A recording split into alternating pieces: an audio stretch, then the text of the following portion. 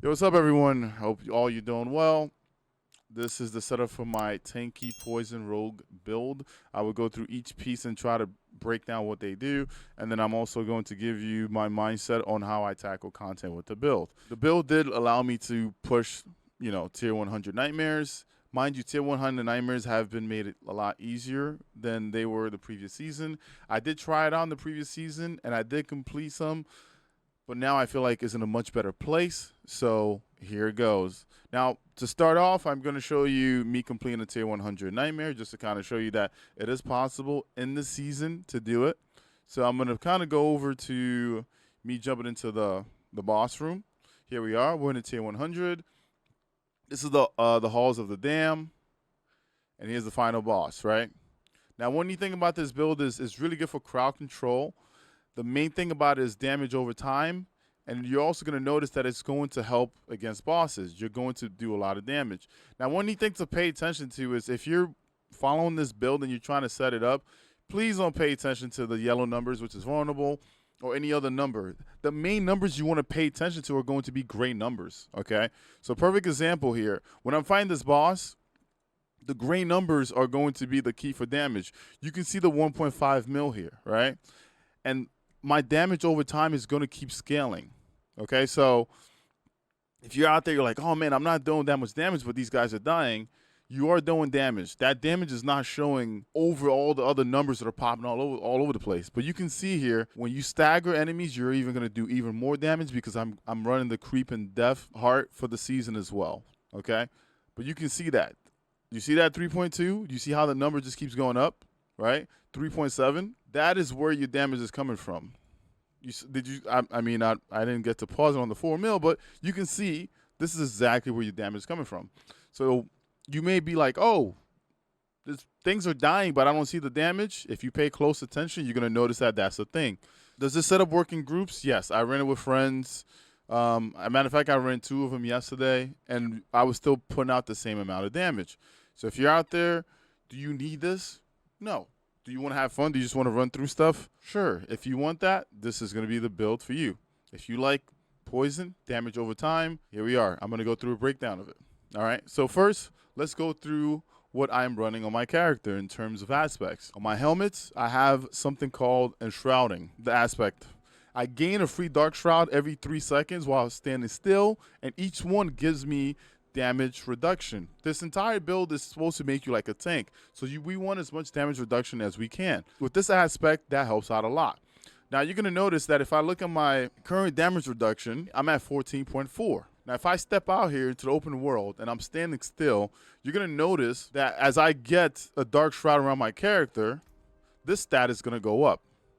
Right? Did you see my damage reduction? It just went up. Now that's going to happen again because I got a second one. And when I got a third one, then when I get a fourth one, and when I get a fifth one, right? So my damage reduction from all sources goes up because I have these shrouds around me, okay?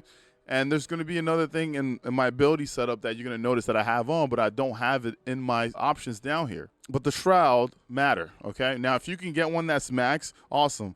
I got 3.8. That's pretty close to 4%. Now, the neat thing about this is that you can pair this together with what I have on my pants, right? Critical strikes with marksman skills have up to 60% chance to grant me a dark shroud. And that's really nice to have because if I'm hitting crits and I have a dark shroud up, that's also going to protect me and that's going to help me out with damage reduction. This whole setup is built around armor, life, damage reduction. Damage reduction from close, damage reduction from poison. Why? Because we're going to be poisoning a lot of enemies. So why not have something like that good to go? Now, on my chest piece, I have basic skill grant 20% damage reduction for 6 seconds. That's another thing. Damage reduction. If I'm looking at my chest piece, I have damage reduction from distant. I have damage reduction from poison. Another neat thing that I kind of built into was total armor. I have total armor on my helmet, on my chest, on my pants, and on my amulet. I want as much armor as I can. You'll notice here the stat says the total armor granted by all of your equipment, right? And it reduces physical damage taken by 85%. Now let's say that you don't get lucky on your pieces and you don't have as much total armor as I have. There's also an elixir in the game called Iron Skin Elixir, right? And if you pop that, it gives you 900 armor. Okay, so if I pop this, right, I went over 10K, which basically reduces my physical damage taken from enemies equal by 100%, which is going to make you a tank. But the neat thing about this is we're going to pair this up with something else later too. So you don't need the Iron Skin Elixir at all if you have this on. Next, on my gloves, I'm using the Pestilent Points, which is the new aspect from Puncture. Every third cast of Puncture is poison imbued with a normal potency. So that means that if I sit here, right, and I attack, boom, I have a poison imbued basic skill. That is going to help me reset my poison a lot. One neat thing to kind of pay attention to is this. I will have another aspect that is going to work well with this, okay? It is the aspect of bursts and venoms. Critical strike with poison imbued skills have a 10% chance to create a toxic pool that deals poison damage over 3 seconds, right? But the neat thing is if I stand in that pool, my poison imbuement skill has no cooldown and no charge limit. That means that I can spam my poison imbuement because of it, okay? So now having another source of poison imbuement from another aspect, it kind of makes it to where I can basically have my poison imbuement up 100% of the time usually. Now on the pants, I spoke about the Umbrus, where critical strike will give you marksman skills. On my boots, I went with Sheer Misery. Sheer Misery is actually very nice to have because in this build, we're going to be dazing enemies. That means I hit them up a little bit. They're going to be falling down. They're going to be dazed. I get to do more damage to them because they are dazed at that time. And another neat thing here you're going to see is I'm building a bunch of my stuff into all stat. Because after a while, all stat kind of helps out all of my stats instead of just focusing on one thing. You'll notice that my weapons and my boots have all stat on it. So if you're looking at the D4 builds, a lot of these things do align perfectly well together. Movement speed is very nice. Damage reduction while injured. Damage reduction is definitely very nice if you can set it up. If you're missing some, it's okay. Perfect example, my damage reduction from close could be better, but my damage reduction while injured and poison, or from poison enemies, are pretty up there. This does help out survivability. They nerfed damage reduction, but if you can get this set up, it still works. It is pretty freaking awesome. Now, next thing that I have on here is going to be my two-handed weapon. I'm putting accelerating aspect on because critical strikes with my core skill increase my attack speed, right? Guess what? The more attacks that I can put in, the more poison I can set into a target, the more it's going to do damage over time.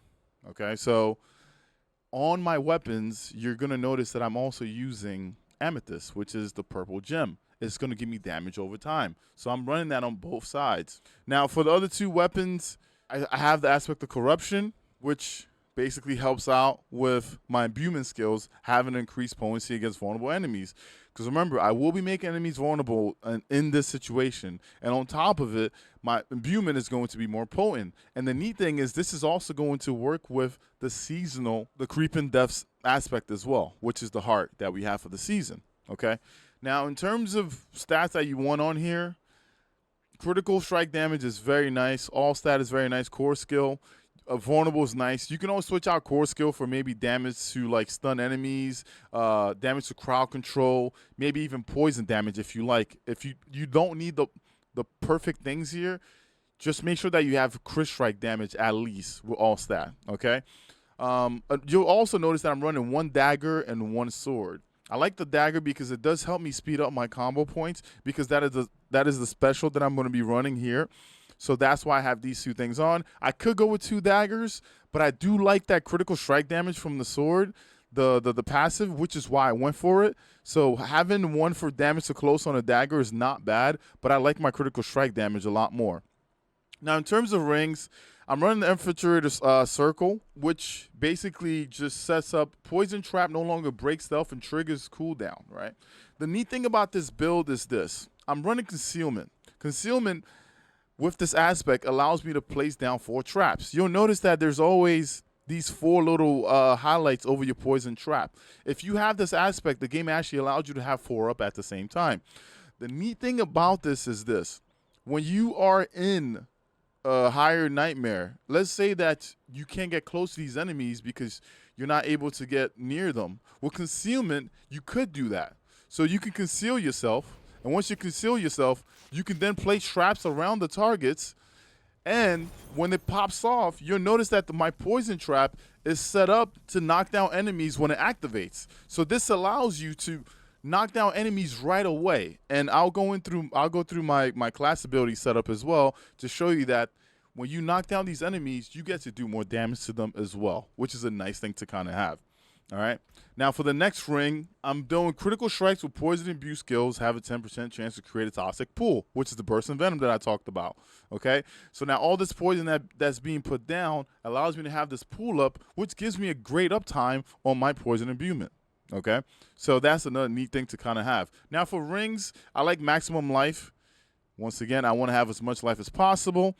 I put in the notes, if your life is over 11,000, then you don't need to put red gems into your gear. You can put topaz. But when you first start out, you're probably going to want to put red gems here, the rubies, okay? Now, vulnerable, critical strike damage, the critical strike chance is what I was looking for, and I got lucky enough to have that here. In terms of the hearts, okay, so your raffle heart for this build is going to be Creep and Death. Your damage over time effects are increased by a certain percentage for each different crowd control effect on the target. Okay. Now, unstoppable monsters and stagger bosses take more damage from you. Right. So they take increased damage from damage over time. So when you saw that I staggered that boss, his health went down pretty quickly. That's because of the raffle hearts. This is one of the main pieces to this build. Next, we have the Vicious Heart, which it goes into the orange slot. I have a 20% chance to launch 6 stun grenades that deal physical damage. Now, that the second part doesn't matter as much. The main part is that I get to deal physical damage that stuns enemies for about 5 seconds. That allows you to basically be up on your feet because you don't have to worry about enemies, run at you because you can consistently have this up. All right? So now having those two up on my amulet, last but not least, I'm running Brutal Heart. So I become immune for about 3.6 seconds after I lose more than 20% of my life in a single hit. This effect can only occur every 60 seconds. You can think of this as like a backup, call, right? If you take some kind of damage, you're going to be immune for a little bit. That can tell you, oh snap, I got to get out of here real quick, and then I can come back into it. All right, so with this heart, I feel like it kind of helps out when you're like, oh man, maybe I can't handle these guys. Maybe I need to pull these guys into a smaller corner, place my traps, and do some damage. All right. Now, one neat thing to kind of pay attention to is the attack power, right? My attack power will be scaling up. So you're going to notice that my attack power goes from 10K to 13. And that's because for each crowd control enemy that I have up, my attack power is going to go up. Another neat thing that you're going to notice is my armor. And why is my armor going up? That's because I'm running the aspect of disobedience on my amulet. The more hits I get in, the more cover that the more armor that I get. But you'll notice that my attack power went all the way up to 13,000. You see this? So that's another thing that you have in this build. So not only is your attack power going up, but so is your armor. And your armor is going up because of the aspect of disobedience. You gain 75% increased armor for 4 seconds when you deal any form of damage, stacking up to 45%. So all these numbers that you see here can change drastically in this build. Now let's go through the abilities so I can kind of explain how I'm running my abilities. Paragon board, you'll kind of have your own way of like going through it. Still not with puncture.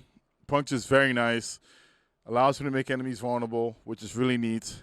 Now, Twist and Blaze, normally most folks run two agility things with it. So you're running your dash and your shadow step. I like shadow step because it procs unstoppable. So if you get frozen and you see an enemy, you can shadow step to that enemy, which is going to proc unstoppable for you. And the neat thing too is I'm running the methodical shadow step, which basically stuns enemies for 2 seconds, which allows me to do damage. And then if I have share misery, it's going to share that to enemies around it. Okay.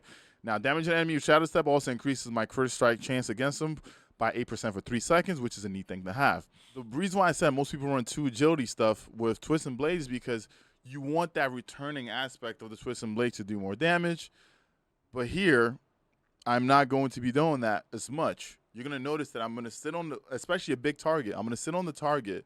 I'm going to make sure that I get my 3 basic hits in to get the combo point up. and then I'm going to put my twisting blade in there. If I feel like I put enough damage on that target and I see that the dark red bar is about to be finished, then I'm probably going to shadow step somewhere else, or I'm going to evade somewhere else. Another neat thing is when you're starting out this build, you probably won't have the best pants right away. So one thing, oh, actually best boots right away. So one neat thing that you can do is this.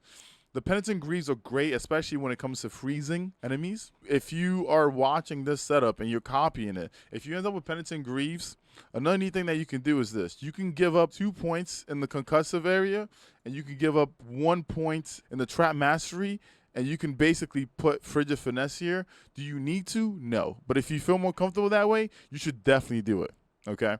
You don't have to. Looking at this setup, next thing is here. Siphon and Strike has been nerfed a bit, so definitely pay attention to your health. At times, you may feel like you're going to be tanky, you're going to live through everything, but sometimes you won't get that, you know, that 75% chance to heal for 3% of your maximum life. So definitely pay attention to that. Concussive is great because, once again, I'm making a bunch of ways to kind of knock back enemies, and if you're knocking back enemies, you gain increased critical strike chance against them for about 3 seconds. Concealment is great because it pairs up with the poison trap, which allows you to, you know, kind of stagger stuff and do damage. It also allows you to get out of, you know, some tricky situations because it also gives you unstoppable. I love unstoppable because I don't like being frozen. And then the little purple marking on the ground, if you get hit with that, you can basically get out of it as well. So now with this setup, I have 2 things that make me unstoppable, which is very nice. I also spoke about this. The Dark Shroud, we won't be using it in our skill assignment, but we have it here because we want to get enhanced Dark Shroud. That means that Dark Shroud shadows have a 14% chance to not be consumed. So if an enemy hits you, normally the Dark Shroud takes that hit for you. So you want this up as well. In terms of the poison trap, I have it to where poison trap knocks down enemies for 1 seconds when it activates. And then one neat thing that you have to notice is this. If I'm using the concealment and I have 4 traps down, I deal 10% increased poison damage to enemies standing inside my poison trap. If I place that on the boss, I get to do 10% increased poison damage, which is very neat. For the poison imbuement, only have 1 here. I'm pretty sure if you end up getting a good helmet, then you'll have the extra 4 ranks that you need. Then you're going to go with enhanced poison imbuement, and you're going to finish that off with the blended poison imbuement because critical strikes with poison imbue skills deal 75% increased poison damage, which is going to be nice to have. You definitely want to have precision imbuement up. And another neat thing is we're working on damage reduction. If you're working on damage reduction, you're also going to have something called debilitating toxins where poison enemies deal less damage to you. So if a lot of things around you are poison and you're spreading, especially with sheer misery, enemies are going to be doing less damage to you. Alchemical advantage is nice. If you want to take that out and put it somewhere else, you can, but I like having that up. And these 3 are definitely very nice and crucial to have as well because you have a 30% chance to gain energy. Mind you, I don't have anything that's like giving me energy back, really. So Lucky Hit here is a very nice thing to have on this setup. Now, Trap Mastery is nice because when Poison Trap or Death Trap activate, I gain a 12% increased critical chance against vulnerable and crowd control enemies, which is very nice to have because I am going to be doing crowd control work. Last but not least, we're going to be running the momentum passive. So I basically have the stack of momentum for 8 seconds if I hit a stunned, dazed, or frozen enemy, if I hit an enemy from behind. And if I'm at 3 stacks, I get that damage reduction. Damage reduction matters here. Once again, I get increased energy regen. So this is another place that I kind of get some energy regen from, and I get movement speed. Now, if you wanted to switch something out on this build, like I said, there is an aspect for momentum that heals you passively as well. You can probably take out the pestilent points with the puncture. I would keep it. If you have enough armor, or if you're going to run the Iron Skin Elixir, you could probably take out Disobedience on your amulet, and you can put the momentum aspect on your amulet. If you're out there, you're looking for a rogue that's going to survive, that's going to put in some work. This was my setup. I've been enjoying it. I've been doing, high nightmares. I haven't had any crazy issues in the game. Yeah, that is it. Remember, the link is going to be in the bottom of the video. If you like this kind of content, make sure you hit the like and subscribe button. We have an entire Discord channel. We have different rooms. We talk about different classes. If you want to pick my brain, I'm live at twitch.tv/Ekuegan. But I'll see you in the next one. Thank you very much for being here and on this journey. See you out there. Deuces.